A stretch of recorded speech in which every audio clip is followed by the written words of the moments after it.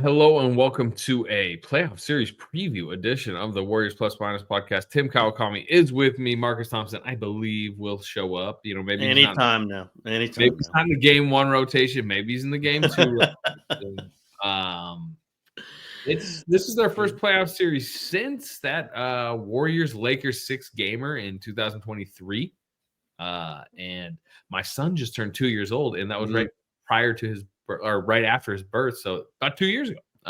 Easy math there, I guess. But Slater, we always remember that. We remember that, and remember you coming up big. I think you came back for the SAC series, right? You came back for the Kings. You know what? I don't know. I don't think my wife is a listener to this podcast, but I do not want to discuss this just in case. I don't want to discuss that choice by me. I don't want to discuss it. She doesn't listen. She doesn't listen. That was for Kings Warriors. First round series. Come on. 7-game series. That was one of that King series. Like, I know it was first round. I know they didn't go on to win the title. I know it didn't have the stakes of the Houston, the Oklahoma Cities, the Cleveland Wars. That was a really fun series, and even the Lakers second round series. Had a lot to it.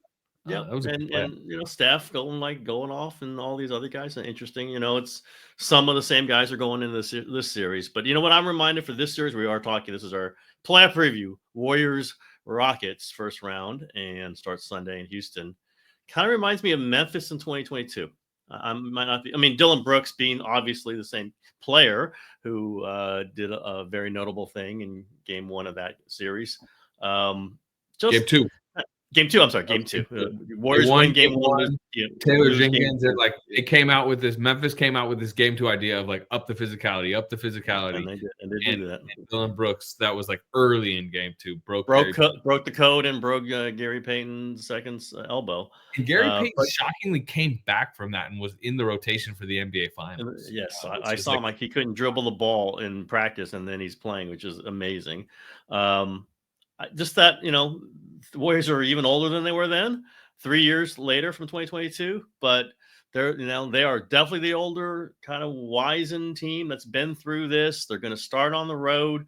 The young teams had a really good season. Number 2 seed, Memphis was the 3 back then. Just kind of the young team. Memphis was the 2, so there we go. Same thing. Because the Kings were the 3. No, wait, hold on. I'm going to 22. The Warriors were the 3.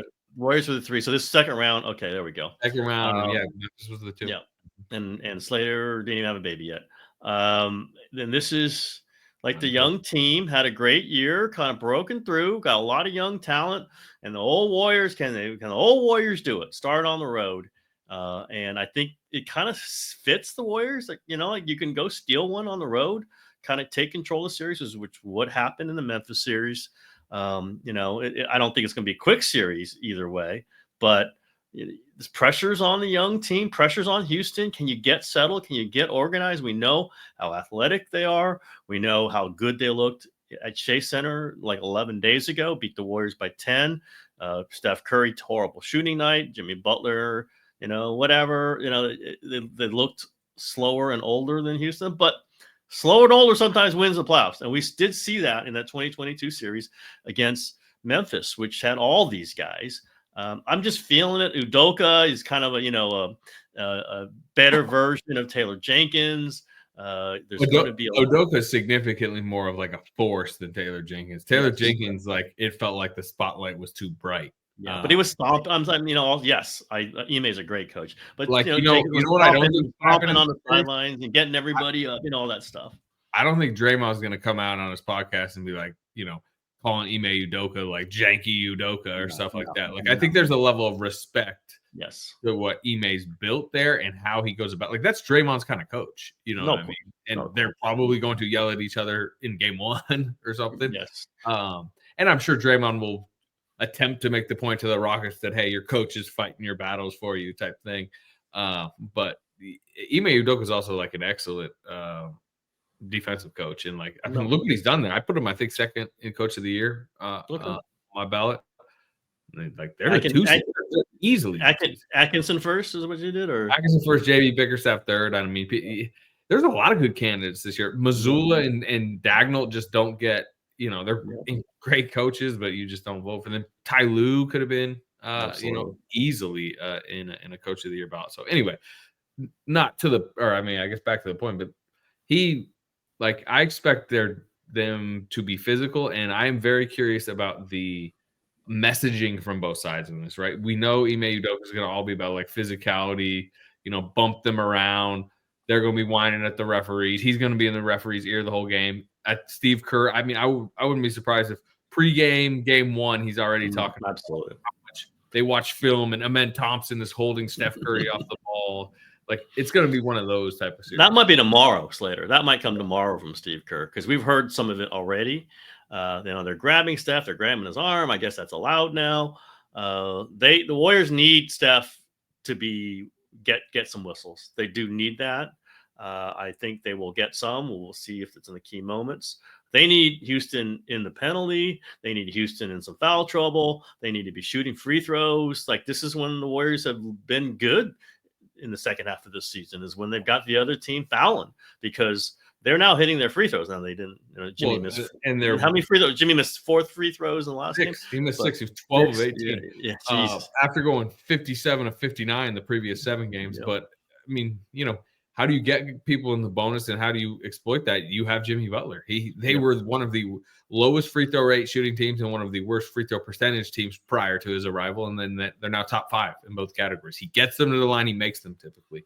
That's extremely helpful, and I assume he's going to try to set a tone in game one in that sense. And as we've seen, like, it is a different version of Jimmy Butler that has arrived to this stage, and I think Tim Kawakami is going to be tweeting out or Xing out, whatever you want to call it, the referee assignments, morning of each game, because those will be important in this series.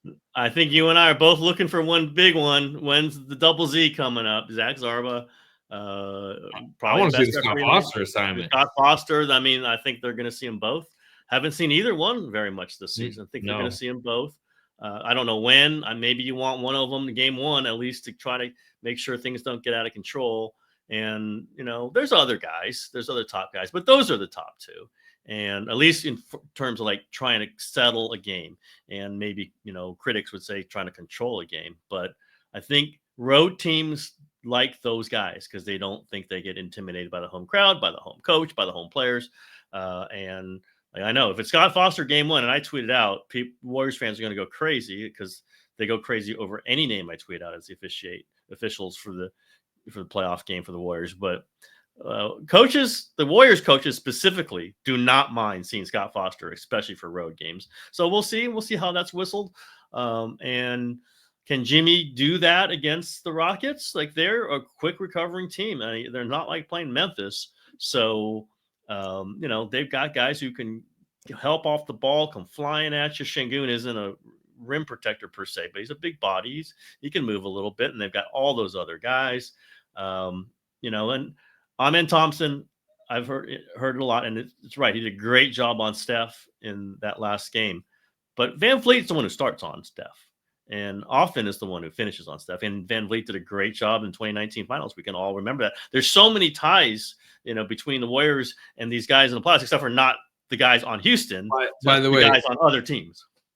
Regardless of if it's Van Vliet that gets the starting nod or Thompson at important parts of the game, Dillon Brooks is standing up at film room like, should I start on him? Maybe it should be me. Yes. Can we watch film? He'll still find a way to foul him a couple times too, no matter who he's on. And on the opposite, there's a lot of penetrators, slashers on that team. I think the Warriors, they did outplay the Warriors on that side too in the last game, but the Warriors don't mind that, because they don't want the 3-point shots, right? The 3-point, well, they do protect the rim. Steve Kerr's always going to protect the rim, but what kills them is the collapse on the paint when somebody beats somebody off of penetration, kick it out, and somebody hit a 3. But Houston doesn't have those guys, really. You kind of want Dillon Brooks shooting those shots. Van Vliet's pretty good at it, not great. Amen Thompson does not shoot those shots. Tari Eason doesn't shoot those shots. Jabari Smith, I guess, but he's still pretty young. I think they're going to want giving up threes to Houston is the thing you give up. And I think they'll take it. At least they're not just wide open standing threes. They don't have those guys that would normally just destroy the Warriors from outside. Yeah, I mean, I think this is going to be a low scoring series. You look at the last game, 106-96. I was in Houston. This is prior to the Butler trade, obviously, but it's that same Houston team. 91-90 was the cup game where Houston hadn't beat them. Remember, it was like the Rockets franchise had to beat the Warriors in X amount of games. Like it was like 12 or 13. And they beat them 91-90 and like celebrated with full force. They went to Vegas and lost to the Thunder. I remember that. But this might be. I actually want to go look at all the game one over unders. I wouldn't be surprised if this is the lowest, considered to be the lowest scoring series going in or projected to be. Let's look. 219. Oh, those are the playing games. Mavericks, Grizzlies. 220 is the Pistons. 224 is Bucks Pacers. 224 Clippers Nuggets. Something got Warriors 214. Not the lowest. Magic Celtics. Oh, yeah. Well, Magic anything. Magic anybody, because you're just counting on the Magic to score 82 points. But this is the second lowest game one over under, which this is a defensive series. I think. Well, here's what I think: the Warriors games that they win are going to be low scoring and tight, and the Warriors games they lose might be a little higher scoring and blowout. Houston wins. It just feels like that way. Remember, I go back to the Memphis series. Warriors are up 3-1, and what happened in Game 5, Slater, in Memphis? Warriors lose by about 3,000. And then you're thinking, oh, my God, are they shaky? Is this thing not going well? Klay Thompson even said after the game that they did not want to go back to Memphis for Game 7, and the Warriors win Game 6. Kevon Looney, I think, was a monster in that game. I just feel like they're going to – the games they lose, they might get blown out, specifically in Houston. The games they win are going to be like 2.3 point wins. Yeah. Where they make a couple quick bucks. I don't see the Warriors blowing out the Rockets. Well, this is going to be, I think, a 6 or 7 game series. I really don't know which way it's going to go. But the Warriors better execute down the stretch. They've had trouble with that. We know. We've seen some of the mistakes, obviously, like the Spurs game recently. That Rockets game I mentioned that was 91-90. It was this tornado of events down the stretch when they blew the game to the Rockets, including, remember, they didn't get a loose ball scramble foul, and then Kuminga kind of tried to wrap somebody up for a jump ball, and they called this foul that shocked everyone. And it gave the Rockets 2 free throws with like 2 seconds left to win it. And then Steve Kerr just, blew a gasket about the officials postgame. That was top 3 most upset he's been postgame. But again, it was kind of a questionable officiating call on that. But they had a bunch of screw ups down the stretch of that game, and I think that will define this series as tight as I think it's going to be. Like it might come down to who does or doesn't make the crucial mistake, in the game that is the 1 point game either way. Yep, and you know what they've already been saying. Butler said it off the top after the last game when they qualify for this round. Turnovers, and against Houston, that's the biggest thing in the world because a turnover is a dunk on the other side. I mean, it's automatic. I mean, Thompson, you turn the ball over live to Houston, they get it to their guys, and they're running the floor. And 20 last time. 20 4 from Draymond, 4 from Steph, 4 from Podziemski in that game. Butler didn't shoot much, 4 of 7 shooting in that game. They only scored 96 points. They only scored 20 in the fourth. You mentioned it. That's huge. You just can't. It gets them going. They don't have to run their half court, which is not their strength, the half court offense. You're getting tired. You're running backwards. It's demoralizing. They cannot do that. We always say that. They really can't do it here. They still will try a couple crazy passes. We know they will. But with Butler, they've been better. Just, Butler, of course, it's in my mind as I say this, that he doesn't commit turnovers. He committed a horrendous one in the Memphis game. But tends not to. Things are more under control. They just cannot feed the beast, and in Houston, especially in Houston, but even the games at Chase, you turn over 20 times, Warriors are going to lose most of the time. You turn over 14, 15, they're going to have a much better shots possession game. You figure your half court offense is better than their half court offense. So the more shots you get in the half court versus their half court, you can defend them in the half court. Draymond and Butler should be able to, in many ways, cut down on the penetration. Should be. We shall see. GP2 will get a lot of time. And, play, get a shell, try to make them hit threes that the guys who are not great at threes, have Dylan Brooks be a volume scorer, and then beat them in your half court. That's got to be the way they win these games. Yeah, I think to me one of the biggest matchups, maybe the biggest, like more traditional one-on-one style matchup in this series to me is going to be Sengun against Draymond. And Mm, Houston's going to try to get Draymond off of him, and will succeed at times. I can even remember when Draymond's like lighting into Sengun and like getting that technical that he got. The next play, Sengun gets an and one, and that's because they screened him off, and I think got Pajemski on him, and he got an and one layup. But Draymond, he said it at the podium. He's like, I'm giving up 6 inches and 50 pounds. So he's going to be fierce towards Sengun. I think he's going to try to make statements early. But, you hear some stuff about Sengun's toughness. And, like, he's not some pushover, type younger center. He's, I think what he does in this series is either, I think he has a chance if you were going to pick the Rockets side to show the world, like, the type of player he is. He's fringe all-star, fringe all-NBA. Some people had him third team all-NBA. In that, Rockets win, in Chase Center, I think he had like 19 and 14 in that game. Like he was good. Those were big buckets, right? You can remember, like, he settles them down. And this Warriors team's vulnerable to centers. We saw what Zubac did to them. Sengun's different. But I think, look, if Draymond just overwhelms in that matchup defensively, I think Houston doesn't really have much of a shot offensively to stay with the Warriors.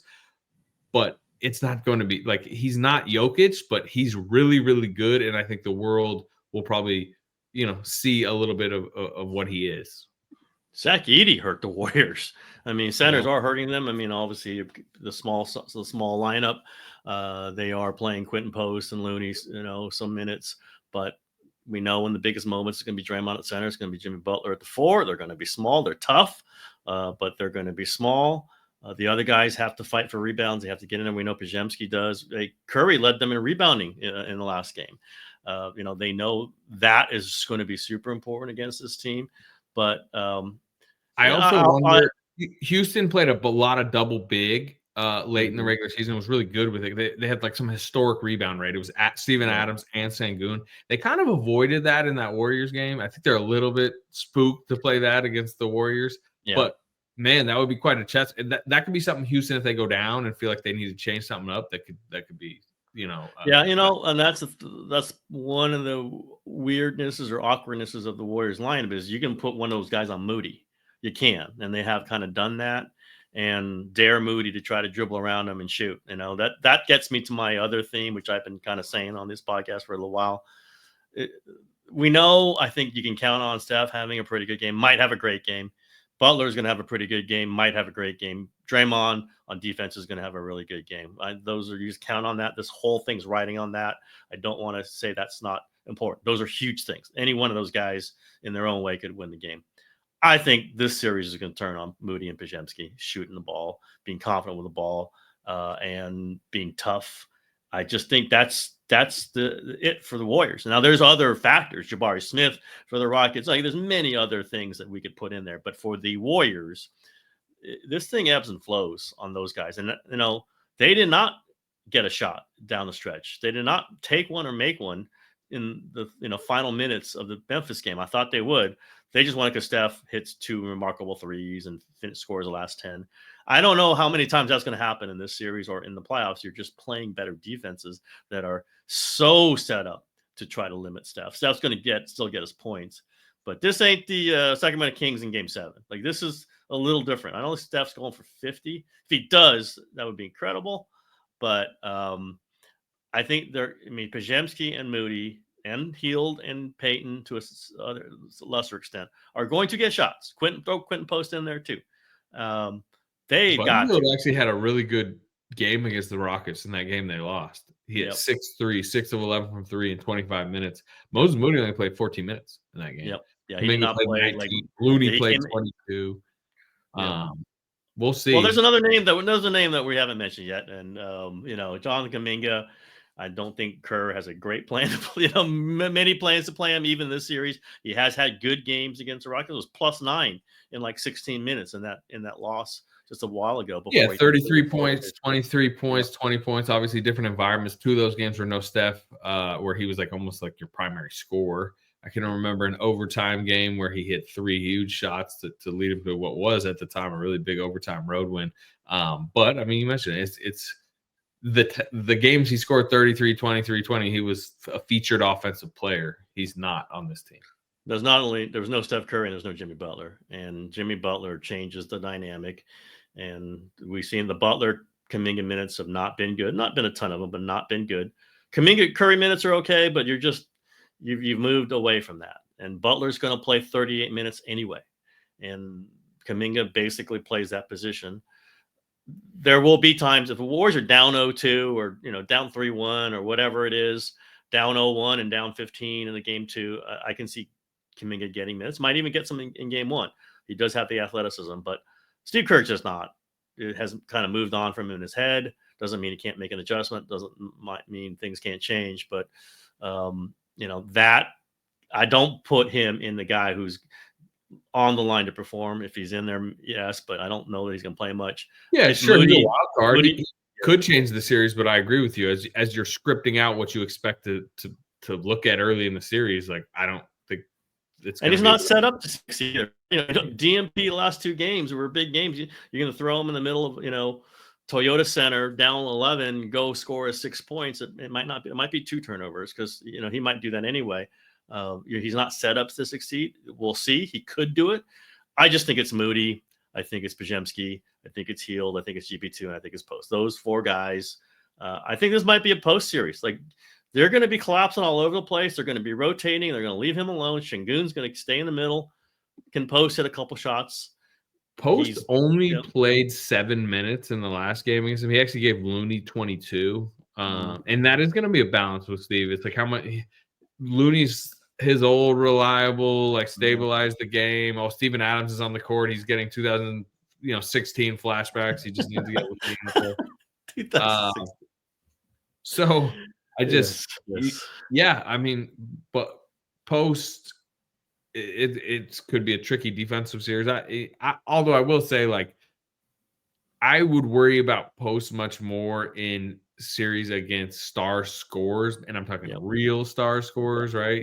Like Luka, exactly. Shea's the one. They started him, and I know it was very early in his tenure, but they started him against the Thunder in a game, and the Thunder put Jalen Williams on him, and Jalen Williams like stripped him twice, and then Shea had 21 first quarter points, and it was just drop coverage, drag him into the action. Shea gets a pull-up jumper. So those are the guys that like I would fear for Quentin Post's survival in these playoffs against. Jalen Green, like I think if the Rockets want to just like give the ball to Jalen Green and have him super high usage and like making him attack Post, like I don't think they're that concerned about that. No, but because Jalen Green isn't, a 3. I mean, he can shoot the 3. That's not his thing. His thing is to get in the lane. And Draymond and Jimmy Butler are going to be in the lane. They love it when Jalen Green comes at them. We've seen it time and again that they just take the ball away from him or at least are able to get in his way. They know where he's going. They're very good against guys like that. They're not good at guys that can't see where they're going. The ball pops around and then it's a 3. And, that's a lot of good teams. I don't know if that's Houston. Houston can beat them in other ways. I don't think they're going to beat them like that. Just pass, rotate. Oops, blown rotation. There's a 3. We've seen the Warriors give that up a lot. I don't know that Houston has that. They do it in a different way. They got their own, secondary players, like I said, but I do think because there's so much attention on Steph, more than any player in the league, and deservedly so, because he can kill you in so many angles, so many spaces, so many ways. These guys, Pajemski and Moody, for sure, those 2 are going to get open shots. We've seen it throughout the season. Gary Payton will not be guarded, and he will only play the Steph minutes. Can he hit a shot or 2? Can he do something if he's not hitting a shot? Instead of, how many times you've seen GP2 get the pass in the middle of the key, wide open, and not even look at the basket because he's just not going to shoot that ball. That can't happen very much against Houston. If it does, it's really problematic. So can they figure that out? Can they figure out, they're a pretty smart coaching staff. That's what I always remember and will always carry through me. This Warriors coaching staff, been some changes, but there's still a lot of the same guys, and there's still some extra new smart guys in there. They're pretty good at thinking through series. They're pretty good at Like, this is what happened in game 1 and game 2. Let's figure out how to change it in game 3. Now, again, It's also where, we talk about the IQ and the feel and the smarts of Draymond and Steph and Jimmy Butler helping on the court. It also helps on off days, Yeah. Like Draymond Green is scheming with this coaching staff. Jimmy Butler will be scheming with this coaching staff, and they're almost, you would consider them high level assistant coaches like during these off days. So yeah, no question. that, And I don't know if they were officially going to supposed to practice today. That was kind of the talk that they would take. It was install yeah, day. So what they did, they took Wednesday off, and then today they didn't meet up until like 3 or 4 p.m. And it isn't like a practice. It's nothing on the body, but it is a really long film session. And they call it the install, where they install the entire game plan. It's almost like classroom style. Script and rotation. I'm sure they went player by player, right? Sengun, these are his tendencies. This is what we're gonna do with them. Like, Jalen Green, we're icing this. We're, and it would probably be one of the more fascinating days to sit down and actually, like get a camera in there. Like that would be the type of stuff that would be great for Court of Gold type documentaries. Yeah. Steve Kerr didn't let it in for Court of Gold. He ain't letting in for this. I'll tell you that. He really does not like that. But most teams, and the Warriors have done this, they usually do that before a practice and just put it right in. But it's interesting they're choosing. I think they wanted them off their feet for 2 days too. And I get that. This is an older team. We always have to remember best players that. are 35, 35, 37. Yeah, like, and they had to play an extra game. Now they didn't want to lose one of these 4 off days where they don't feel fresh, because they know they don't want to just be fresh for game 1. They want to be game through all this series and then the next series and then possibly the next series. So there's going to be a great attention to that. Also means for us, Slater, it's going to be quick practice tomorrow. I think that's like, instead of waiting the extra hour, because that's when these practices get long, because they do an hour-long film session first, and then they practice, and then just backs it up till like 3. I do not think that's going to happen today. It's an earlier practice too, which is interesting. They moved it up till 10. Well, told us to be there at 10:15. It's probably about when it's going to start. Maybe 10:15 to 11:15.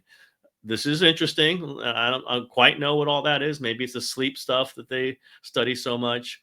But they are an older team. There's going to be different protocol for these playoffs. More even than 2022 when they were not a young team. They will not practice, if they possibly can. If they can avoid a practice, they're not going to put these guys on their feet. Young guys, get work in, whatever. But I don't know. I was tired yesterday. And I didn't even play. And I haven't been traveling with these guys. I was yesterday, but I was also in Golden One Center until like 2 a.m. last night. It was 2 straight, just long nights at the arena. This is the play-in capital of the NBA. Like this corridor, this I-80 corridor. That's where the play-in lives. The Anthony Slater Memorial Play-in corridor is what we shall call this. Super Bowl week. And then the Kings fire their general manager like every other year anyway, so you got to cover that thing. This is going to be, I think I said it last time, I definitely believe this is going to be the Warriors have their best kind of rest, right? They had the 4 days off. They're going to have a game 1, and then they're going to have 2 more days off, and then they're going to have game 2, and they're going to have 2 more days off, and they're going to have game 3. Like, the first round is long. They built these days in because there's so many games to put on TV. They want them all on TV, so they spread them out. They want to get 2 weekends, 3 weekends essentially out of this. If the Warriors this thing goes to game 7, it will be 3 weekends. So then it gets tighter after that. This set up well enough for them that if they lose to the Rockets, they just lost to the Rockets. It's not going to be like, oh, the fatigue, the age factor, the accumulation. Like, no, you got 4 days off and a lot of prep time. You mentioned the 2 days off between 1 and 2. This is as spread out a series as you can get, and they're relatively fresh. Steph's thumb injury is what it is, but 4 days would do wonders for that. He's dealt with the sprained thumb all year, and he had monster 3-point shooting season. I talked to Butler post game after he was awesome, obviously scoring 38 points. I was like, "How's the thigh?" He's like, "Oh, it's fine." Like it wasn't. It's not like he had to manage it. It sounded like it wasn't even really that much of a thing in the day leading up to it. So like that seems like an absolute non-concern for him entering the weekend. And then Draymond left with the neck thing, but we didn't really hear much about that. He looks like himself. Like so, they seem pretty fresh. Yep, yep. And you never know. Bump or bruise could come up there. They are older players, but I just said they're going into this strong. They're going into this. They did not have to play that extra playing game, which would have been a death sentence if you ask me. They're set up to do this as far By as the way, well. forget just a death sentence. What theater that would have been? That would have been a hot Klay Thompson coming into Oof, Chase that's right. Center Friday Feeling night. good. He would have stayed here in between, right? I'm sure Dallas He would have would have stayed had a here in boat ride between. over. He would have He would have IG been lived it and been like, ocean swim, maybe. Like there could have been classic Klay moment. He was I in a good mean, mood. It was good to see Klay in a good mood after a playing game in Sacramento Slater. I watched her video and he was in a good mood he was in a really good mood. after Yeah. what happened last year, and that whole season of moody Klay, of pissed off Klay. It was good to see that smile. And what a crazy season the Mavericks had. So it was good to see a smiling Klay. Yeah. He played I don't know. 72 games this season. He shot 39% from three on a pretty high volume. He kind of, and he molded to the role and accepted the role that I think would have been tougher for him to accept with the Warriors. I think that's part of the reason the move was made. Now he had the rug pulled out from under him, the Luka trade. But we don't need to get into Klay's current and future at this point. But yes, he was in a good mood. He was bouncing around the locker room, which, as you know, he also hit several threes and they won a big game. So he generally tends to be in a better mood after games like that. Who was the guy who said he went 1 for 10 last year? He had to correct him. It was Tony Harvey from the Sacco Observer. He was like, "You were here last year and went 1 of 10." He said, "0 of 10, sir." Heard about it all summer. Remember that stat line. I'm going to remember that one forever.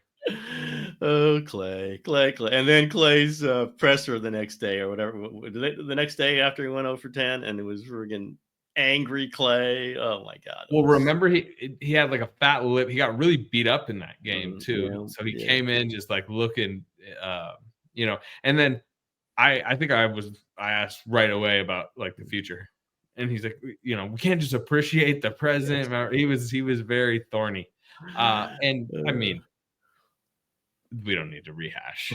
Well, I've actually been talking. I'm doing something later, just all the mechanics and all the emotions that went into, the last few years of how this roster changed. So I've been talking to people about Klay, and it's just good to talk about Klay. I miss talking about Klay. So this is why we're going down this road. We'll end it now, but it's always good. It's just having seen him like that, him smiling and talking about, just coming back from the injuries and winning the championship, but then things got really tricky there for, minutes and for who's coming up behind him and what the contract was going to be. So anyway, that's enough on Klay, but always good. We can always talk Klay on Warriors plus minus. It's never disallowed.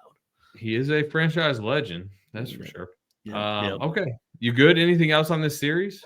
Yeah. I mean, I think I'll make my prediction in my column tomorrow, but I'm leaning hard to Warriors in 6. I don't know that they can win a game. We know they can win a game 7 in Houston. We've seen that before. Maybe not this edition, but I think they got the best 2 players in the series. So it's hard for me to go. You always say best player in the series. Well, it's clearly Steph. I think they got the best 2. Now, Houston's got a ton, like between 4 and 11 in this series, and that means a lot many times.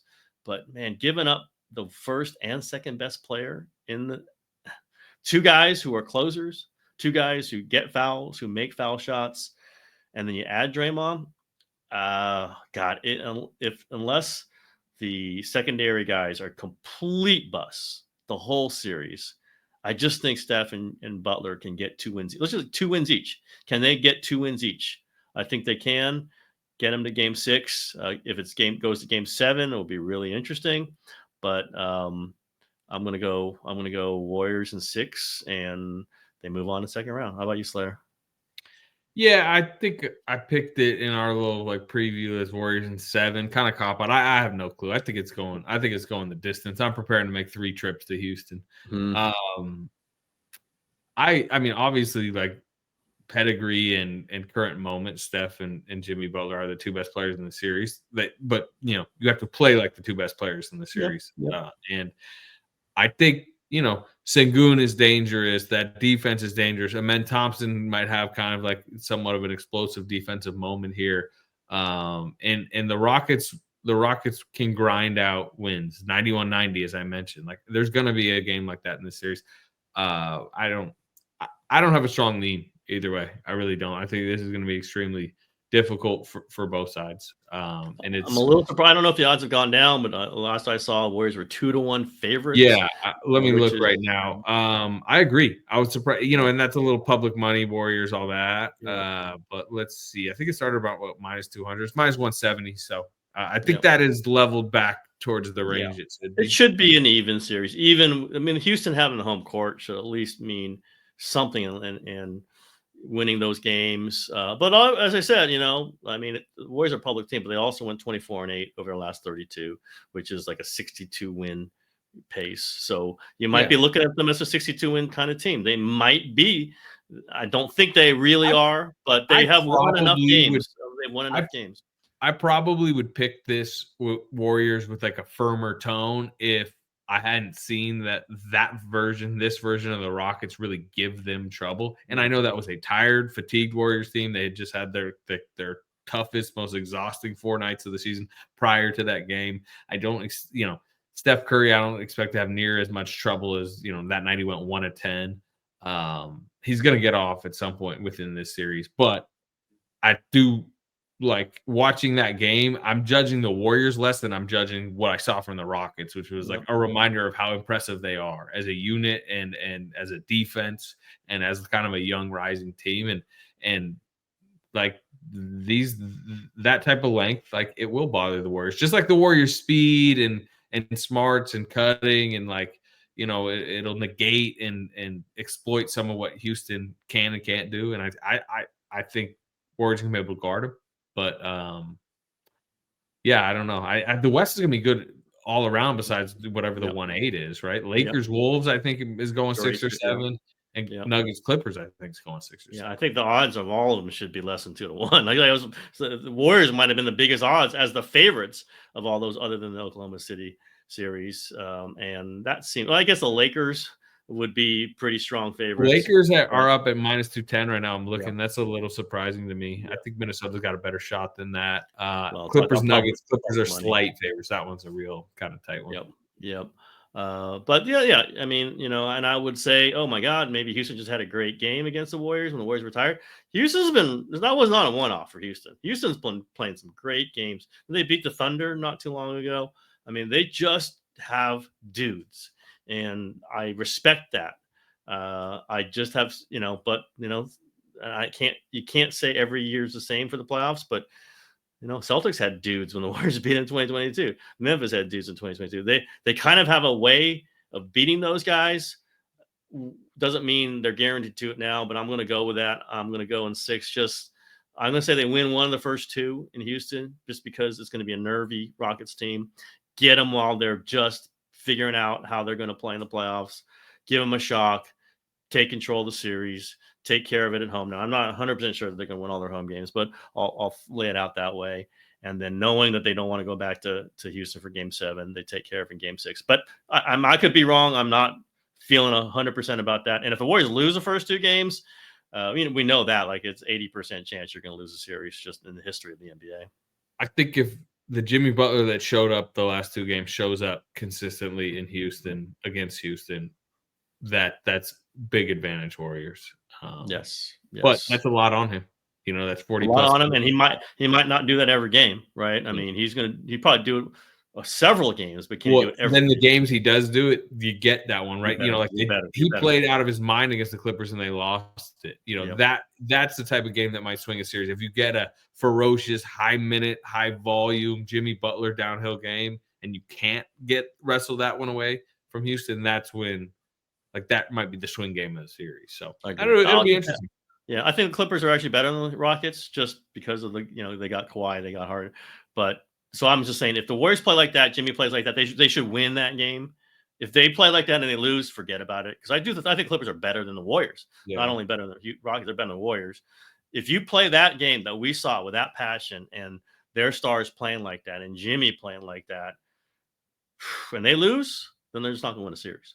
But I think if they play like that, they will win, and they will, get blown out in some other games, and they'll win others. And I think they're going to win in 6. So there you go, on the record. Game 1. And I predict that Marcus will not make this podcast. How's that? Marcus will be in the post game 1 rotation, I think. We'll see. We'll see. I don't know. We got to read the game and figure out how the flow's working for Marcus. But All right. he's our star.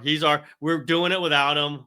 We're trying to figure out how we can carry the load without our ace, but without our max player. But we scrambled it through here, Slater. We figured out how to do it. All right, series preview. We will talk to y'all Sunday late night, 8:30 local tip in Houston, the 8th of 8 first round game ones. That might be like a 3 a.m. finish for all of us there, Slater. So get ready for it.